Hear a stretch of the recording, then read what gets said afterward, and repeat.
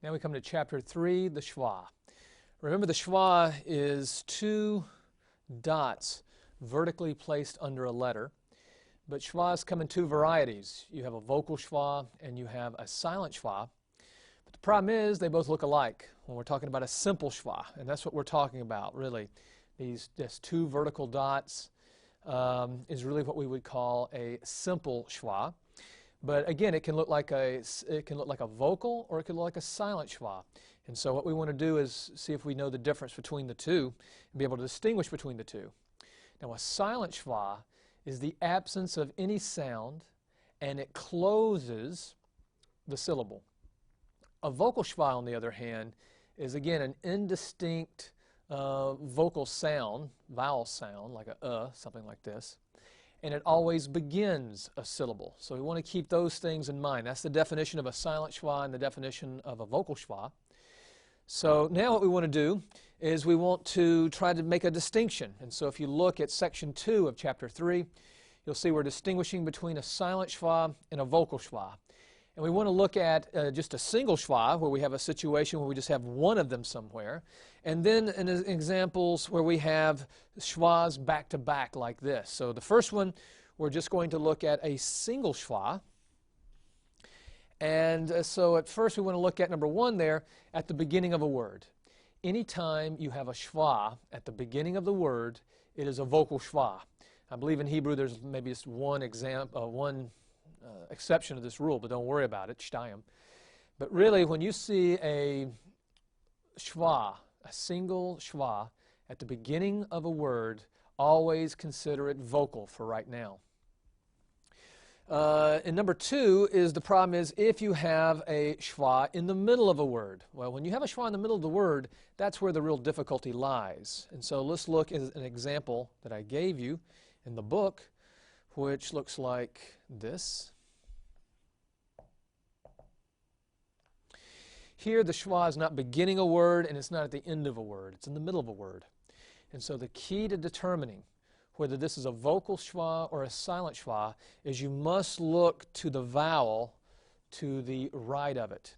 And if that vowel is a long vowel, then we're going to consider this Shewa to be a vocal Shewa.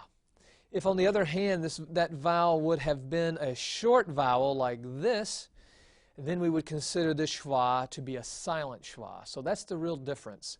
When you see a single Shewa in the middle of a word, what you want to do is look to the vowel to the right of it. If it's long, it's vocal. If it's short, it is silent. And so that is the main rule that you want to look at.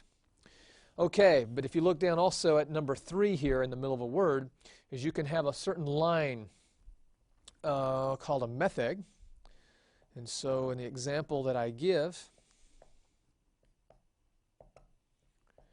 what we have is we have this line here, a vertical line to the left of this kametz, and this is a metheg. And in this grammar, any time you see a metheg, and if there's a Shewa to the left of it, it's not always true that a Shewa is to the left of a metheg. But if you have a Shewa to the left of that metheg, we're going to consider this Shewa to be a vocal Shewa. So that's a very important thing to remember, that if you see a metheg, to the left of the metheg is a Shewa, it's going to be vocal in this textbook. And that's the way it works in the Hebrew Bible to a great extent also. But there you see that example.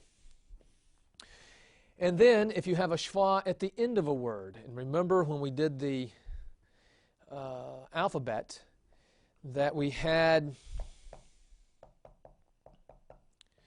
that final cough, and it had those 2 dots, 2 vertical dots in that final cough. Those 2 dots is really a Shewa, and it's a silent Shewa because any Shewa at the end of a word is considered silent. So you want to keep that in mind. That word would be pronounced, by the way, melech. Okay, now also I want you to point out to you on that page where chapter 3 is on footnote number 4. That's a very important footnote that I want to call to your attention. And that is, even in a word like davar,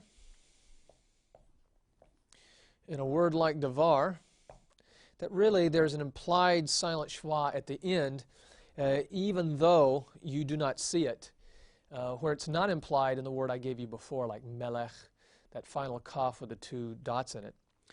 But in a word like davar here, there really is implied a silent shwa here at the end of the word. Okay. Now, we want to look at two consecutive shwas. Suppose you have an example of two consecutive shwas that occur back to back, and now we want to again look at it to whether it's at the beginning of the word, it's in the middle of the word, or if it's at the end of a word. And so that's what we want to look at now, two consecutive shwas. Now, two consecutive shwas will never be at the beginning of a Hebrew word as you're looking at, let's say, the Hebrew Bible. You'll never see two consecutive shwas. But in my textbook, you certainly will see two consecutive shwas at the beginning of a word, and therefore it's very important that you know how to handle these. Okay, Hebrew will not, of course, tolerate two consecutive shwas, and so what you're going to have is a situation like this. If you have a situation like this in Hebrew, where two shwas are at the beginning, you're going to have what we call a shwa fight. Two shwas at the beginning of a word, there's going to be a fight. And when you have that fight, the first one is going to become a hirik. And so this is what you're going to get. And we'll consider this one as a silent shwa. Really, it's sort of in the middle between a silent and vocal, but let's not get into that yet. But again, if we have two shwas like this beginning a word, what we're going to do is have a shwa fight, and we're going to end up with the first shwa becoming a hirik. If, however, this first letter were a guttural, and we're excluding resh from the gutturals here, so the four gutturals, aleph, hey, chet, or ayin, suppose this were an aleph here. When you have the shwa fight this time, you're going to go with patach. And the reason why is that gutturals have a preference for patach. And we're going to talk more about that later. But again, you can see in this example here that we had two consecutive shwas beginning a word. The first one becomes a patach if you have a guttural. If it's not a guttural, you're going to have a hirik. Okay, in the middle of a word, if you have two consecutive shwas in the middle of a word, if you have this type of situation, you will always split them. Split the shwas. That's as great as splitting the atom for Hebrew, I'll tell you. And so if you have two shwas, consecutive shwas, they're in the middle of a word, split them. The first one, in all probability, is going to have a short vowel in front of it. This would have to be considered a silent shwa under the kof. So the first one on the right, the shwa on the right will be considered a silent shwa. The shwa on the left is going to be considered a vocal shwa. So anytime you have two consecutive shwas in the middle of the word, the one on the right is going to be silent, the one on the left is going to be vocal. Okay. There's also, in Hebrew, something known as a doubling dot. And of course, we're going to learn more about that in the next chapter. This doubling dot, which is really called a dagesh forte, is this dot right here in the tet.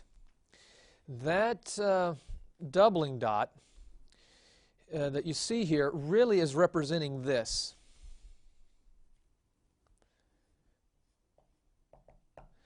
It's really the dot that we had in that tet, if we were to open up that dot, is really a double consonant. Hebrew frequently will, instead of writing a double consonant, will have a doubling dot in a letter. And it really represents this situation. And so again, what we would have is two shwas consecutive in the middle of a word. But yet, that dot really represents, let me see if I can blow this up a little bit for you.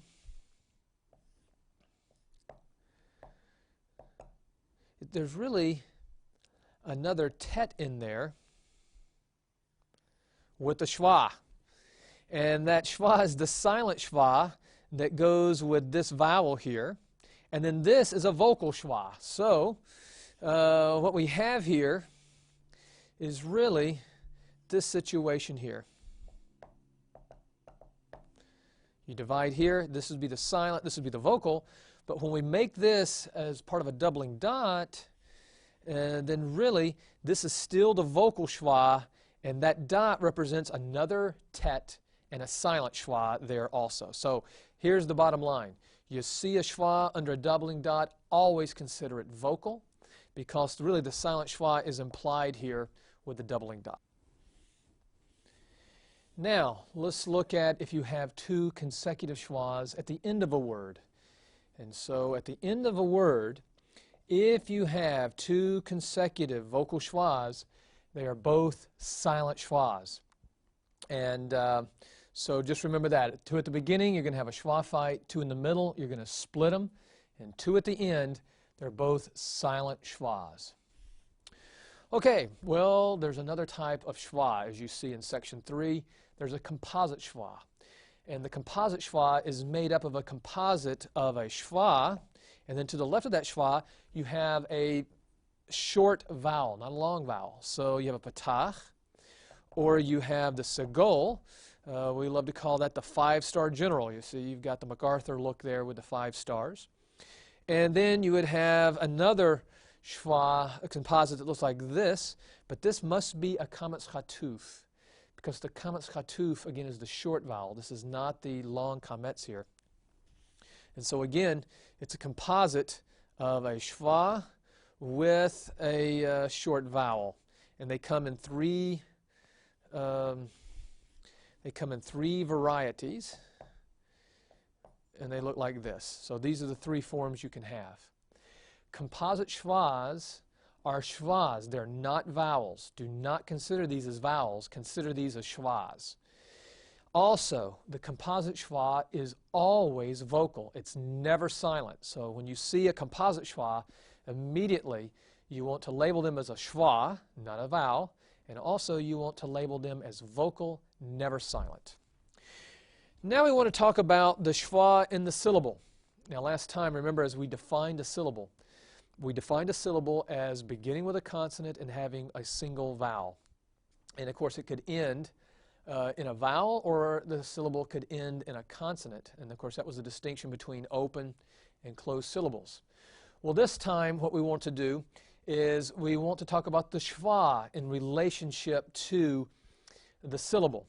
And as I write in section 3.4, number 1, a syllable in Hebrew must begin with a consonant and have one vowel.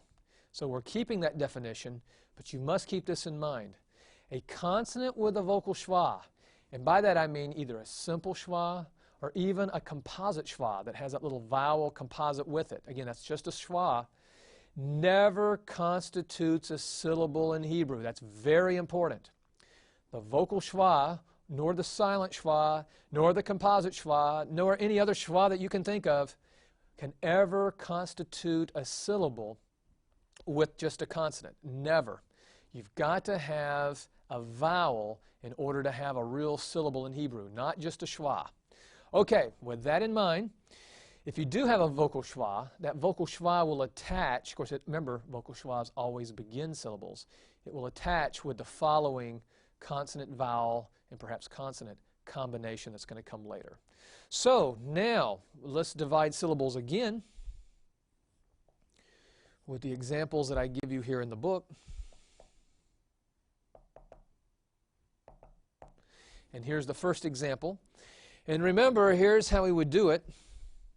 When we syllabify, again, we go from left to right. And so we have a consonant, vowel, consonant. And so what we would have done before this chapter is just immediately draw a line. We can't do that now because we have to look at the schwa situation first. And when we see the schwa situation, that will help us to know what we have. We just can't simply draw the line yet. We have to determine first what kind of schwa is this.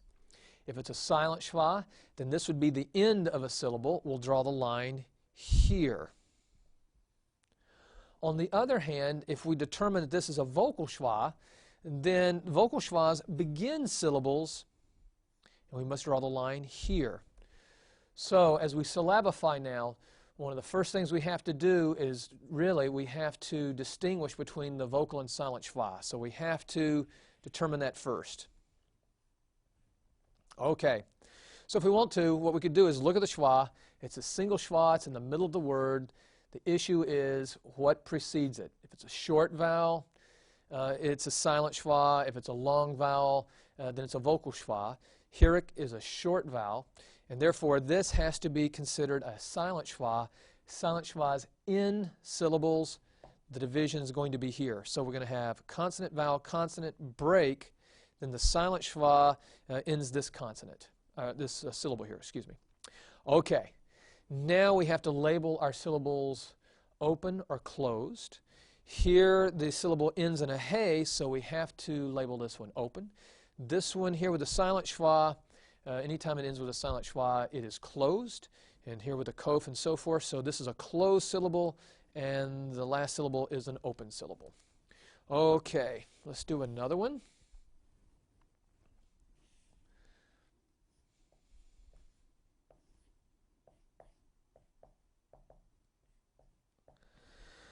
Okay, again, we're ready now to syllabify, and we have a schwa in the middle. The first thing we want to do is analyze that schwa to determine whether it's silent or vocal. And this time we have a vertical line, which is a metheg. And again, when we have that, that indicates to us that what we have here is a vocal schwa. And so now we have, again, we have a consonant, vowel, consonant. Vocal schwa must begin our syllable. We're going to put the division here and dividing. The vocal schwa will begin a syllable. It's a vocal schwa, so again, this is good. The tet and the vocal schwa will attach to the lamed kametz hey to form one syllable. Katala, and the tala is really considered one syllable in Hebrew. I know in English, vocal schwa is considered a syllable, but that's not Hebrew. That's not Hebrew at all, so you don't want to do that. Okay. And so that is syllabifying. One comment at the end of 3-4 that I say in italics there, remember, every syllable has a vowel, and every vowel has a syllable. And so you want to keep that in mind. And then, of course, I give you some final examples. And let's just look at one of these examples. Let's look at, well, let's look at a couple of them maybe. Yitzchak. Okay. Here we have a word, and when we syllabify, again, we're going to go backwards. First thing that we want to do, though, is, again, analyze the schwa. It's preceded by a short vowel, and therefore that has to be a silent schwa. So you can go ahead and draw the line here. So consonant, vowel, consonant, we divide it here. This is a closed syllable. And then again, consonant, vowel, consonant, this is also a closed syllable, and so you say Yitzchak. Obviously the personal name for Isaac. All right, and then we'll look at number 2, and that'll be enough for these. Again, we have a schwa that we have to determine. It's preceded by a long vowel. Therefore, that schwa must be vocal. Vocals begin syllables. We'll draw the line here, and this is it. This last syllable has to be considered open because it ends with this vowel, sere yod. And the first syllable also is open because it ends with a holum. Well, okay, it's time for you now to do the questions, the vocabularies, and the drill of Chapter 3.